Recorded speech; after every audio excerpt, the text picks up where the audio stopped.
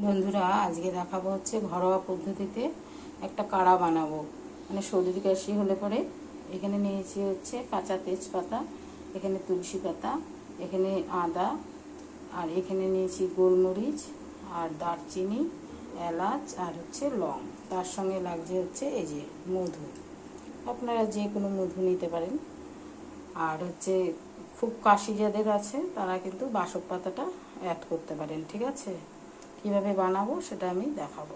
এই যে একটা ডানটেলাতে আমি জল বসিয়ে দিয়েছি। 2 গ্লাস জল নিলে এটাকে ফুটিয়ে 1 গ্লাস করতে হবে। ঠিক আছে, জলটা ফুটছে, এখন আমি সমস্ত জিনিসগুলো থেতো করে নেব।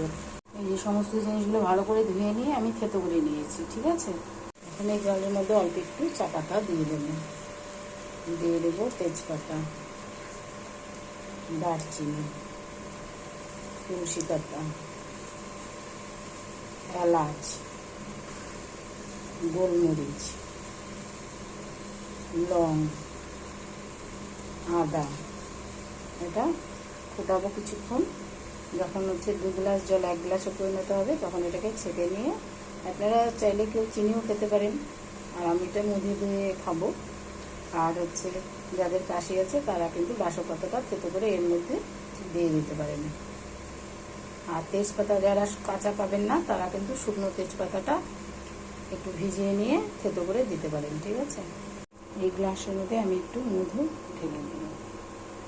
কাড়াটা আমার হয়ে গেছে। যাদের গলাটা খুসখুস করছে বন্ধুরা, তারা কিন্তু এই ধরনের কাড়া বানিয়ে গরম গরম চার মতো করে খেতে পারেন। ঠিক আছে, তাহলে কিন্তু অনেকটা আরাম পাওয়া যাবে। দেখুন কতটা হয়ে গেল।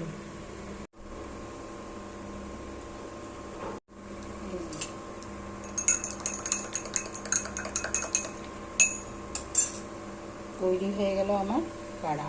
আপনারাও এভাবে বানিয়ে খান, খেলে কিন্তু অনেক উপকার।